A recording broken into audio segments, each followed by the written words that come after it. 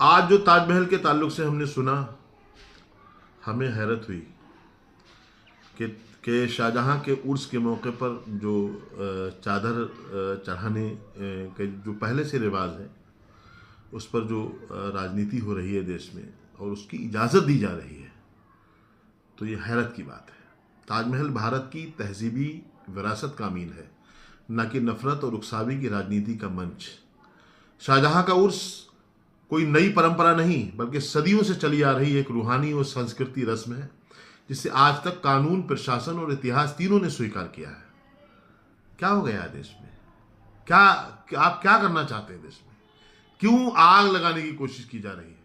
क्यों ताजमहल को हिंदू मुसलमानों में बांटने की कोशिश की जा रही है? भाई वो शाहजहां का उर्स आज से नहीं हो रहा है, सदियों से होता हुआ आ रहा है। क्यों आपको परेशानी हो रही है इससे? अब आप जबरन अपने भगवान ढूंढने लगे उसमें। क्यों? उर्स में चादर चढ़ाना इबादत नहीं है। इस बात को सुन लें आप।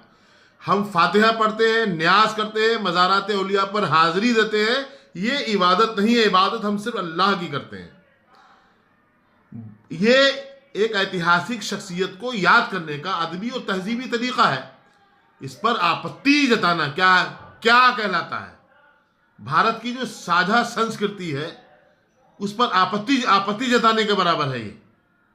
धर्म के नाम पर चुनौती और प्रदर्शन की धमकी देना तो ना ही सनातन परंपरा की शिक्षा है और ना ही इस्लाम की। संविधान ने हर नागरिक को अपनी धार्मिक सांस्कृतिक अभिव्यक्ति का अधिकार दिया है, बशर्ते वो कानून के दायरे में हो। अगर हर ऐतिहासिक परंपरा को विवाद का विषय बना दिया गया, तो ये देश की गंगा जमुनी तहजीब को जिस तरह से आपने अब तक ठेस पहुंचाई है, आपने ख़त्म किया है, आपने नुकसान पहुंचाया है, जो मालूम ही नहीं होता है कि गंगा कौन है, जमुना कौन है, तो मैं समझता हूं अब इसकी हत्या होगी। अब आप इसको बिल्कुल ख़त्म करने की तैयारी में।